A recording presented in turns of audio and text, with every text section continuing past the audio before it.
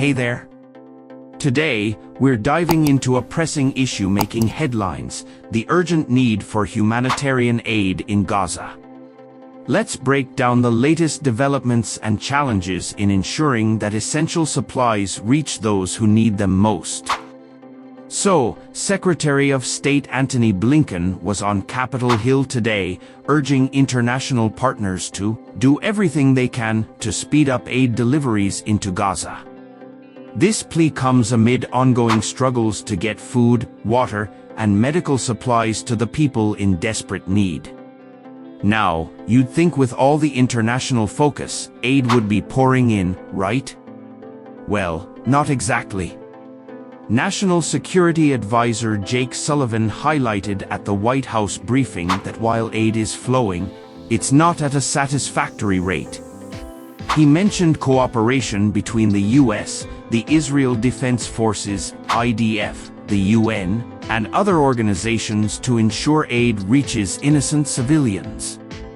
But here's the kicker: over the weekend, the World Food Programme had to halt some of their distribution efforts.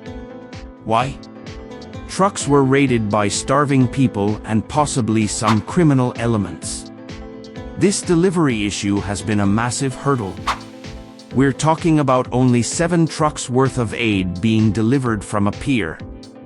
Compare that to land routes, which are far more efficient but currently hampered by various factors, including logistical challenges and security concerns.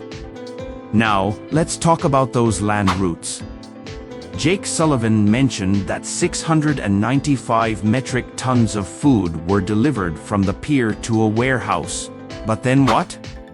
Land entry points, especially after the IDF's encirclement of Rafah in southern Gaza, have faced closures. This isn't just an Israeli issue. Egypt and internal Palestinian politics also play roles here. Secretary Blinken, when pressed before Congress, diplomatically suggested that while Egypt is being a good partner, there's room for improvement.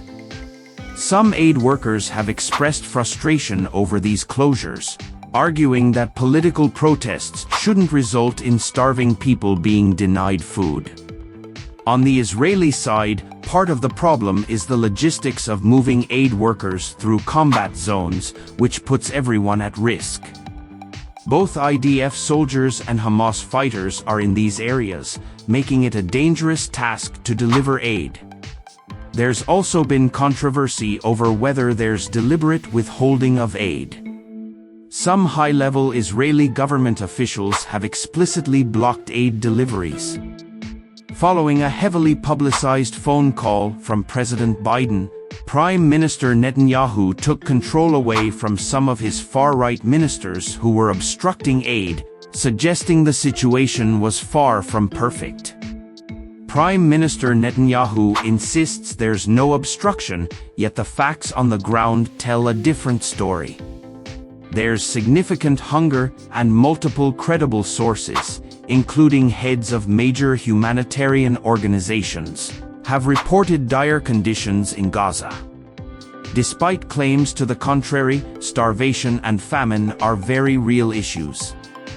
The scarcity of resources is exacerbating the situation, making it ripe for exploitation by criminal elements.